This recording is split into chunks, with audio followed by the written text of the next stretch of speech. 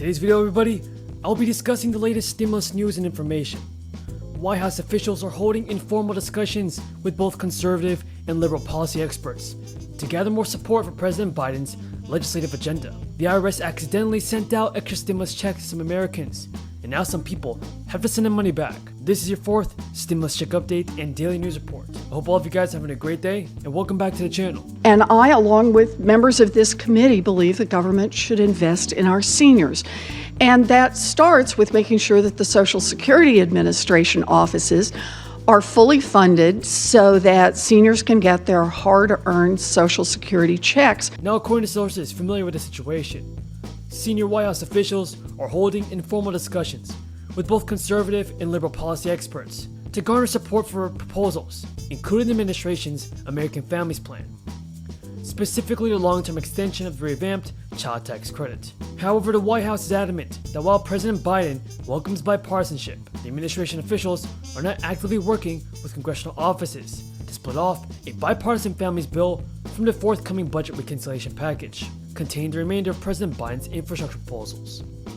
One White House aide told Washington Examiner, in line with a two-track approach, the president, as he repeated Friday, wants a child tax credit extended, and we're pursuing that in the budget resolution. The president knows the child tax credit would be a game changer for millions of families and would welcome bipartisan support, but there's not a round of talks happening with Congress about a second bipartisan package. These discussions come after President Biden called on Congress to send an already hashed out bipartisan infrastructure package, which includes $1 trillion to modernize the nation's roads, bridges, airports, broadband, and other physical infrastructure networks, and a larger reconciliation package expected to pass with only Democratic votes to the Oval Office in tandem. What do you think, everybody? Should the Democrats end negotiations already and use the budget reconciliation process to pass a massive infrastructure bill? Tell me your thoughts in the comments below. Now, senior advisors to the president and a handful of other economic aides are leaving the discussions.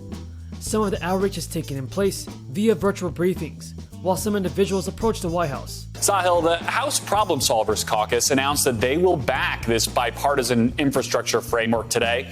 How does their support change the math and the politics around that bill moving forward? That's right, Garrett. And the Problem Solvers Caucus is backing a concept. They are supporting the $579 billion infrastructure framework that was negotiated in the Senate, endorsed by President Joe Biden. But crucially, that does not have legislative language yet. And as you well know, there's a big gap between supporting a concept and ultimately supporting the legislation. Now, if those 15, if the Problem Solvers Caucus endorsement holds, those individuals were left with the impression that there is potential for a second cross-party package that focuses on expanding child tax credits and family incentive programs. Those individuals say that the main provisions likely to be included in any consensus proposal would be the long-term extension of the child tax credit, as outlined by the $1.9 trillion American Rescue Plan, something Biden's team has made clear is a red line for the president, and a paid parental leave plan, something Republicans favor over the comprehensive paid family plans offered by liberal Democrats. Senior White House officials, including Jen Psaki, repeatedly tell reporters that a president's only red lines are provisions that raise taxes on families earning less than $400,000 per year, and inaction on the subject. Now, folks, as the IRS continues to distribute payments as part of the third round of stimulus checks, we are now beginning to see a clear picture of how the process has gone so far. The tax authority have confirmed that 163 million payments have been made since the American Rescue Plan was signed into law, causing the federal government a total of around $389 billion. A new report from the IRS has also shown how the payments have been distributed, with a surprising amount going to the households that most would consider high earners. In total, 127,751 payments have gone to filers with an AGI of more than $200,000 on their most recent tax return. This group has received a total of $392 million from the IRS. Folks, do you believe that those making over $100,000 and up should receive a fourth stimulus check? Tell me your thoughts on this in the comments below. As always, everybody, thank you so much for watching. I truly appreciate everyone's amazing support. And until next time, have a great day and stay safe. When they turn 65 and when they enroll in Medicare. So, Mr. Borland, you're the acting deputy commissioner for communications for the Social Security Administration. SSA has a budget for staff and other resources. Can you just say a word about what the Social Security Administration does with that money? recovery because of its robust vaccination campaign, as well as the importance of every eligible American getting vaccinated, especially as the Delta variant continues to grow among unvaccinated people across the country. By the end of the week, the United States will be nearing 160 million people fully vaccinated, which the President will touch on today as well, which is critically important as fully vaccinated people are protected against the Delta variant. He will also stress how the administration will continue its effort to work with governors, local leaders, and across the public and private sector to get more Americans vaccinated by making vaccines available in more healthcare settings and respond to hotspots. The President will outline 5 areas his team is focused on to get more Americans vaccinated. 1, targeted community-by-community door-to-door outreach to get remaining Americans vaccinated by ensuring they have the information they need on how both safe and accessible the vaccine is. 2, a renewed emphasis on getting the vaccines to more primary care doctors and physicians, something that we've seen as a very successful tactic with reaching groups with lower vaccination rates in the past few months.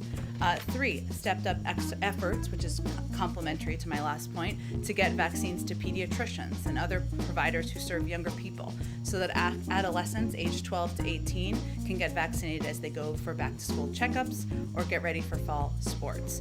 4, continue expanding efforts to make the vaccine accessible for workers. Access is an area where we've seen as a challenge and one where, as we've worked to address it, we've seen increasing rates. So that includes setting up vaccination clinics at workplaces and PTO or time leave that employees can take off to get vaccinated. And finally, expanding our mobile clinic efforts, meeting people where they are, and making sure we're taking the vaccine to communities.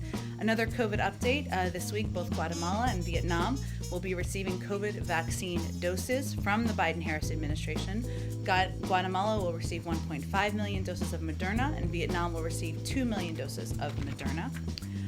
Also today, as part of the President's forthcoming executive order on competition, stay tuned, the U.S. Department of Agriculture announced it will engage in a series of rulemakings to increase competition in agricultural industries to boost farmers' and ranchers' earnings, fight back against abuses of power by giant agribusiness corporations, and give farmers the right to repair their own equipment how they like. The President's executive order will follow through on a campaign promise by directing USDA to issue new rules under the Packers and Stockyards Act, making it easier for farmers to bring in win claims, stopping chicken processors from exploiting and underpaying chicken farmers, and adopting anti-retaliation protections for farmers who speak out about bad practices. Second, the EO will direct USDA to issue new rules defining when meat can bear product of the USA labels so that consumers have accurate, transparent labels that enable them to know where their food comes from and to choose to support American farmers and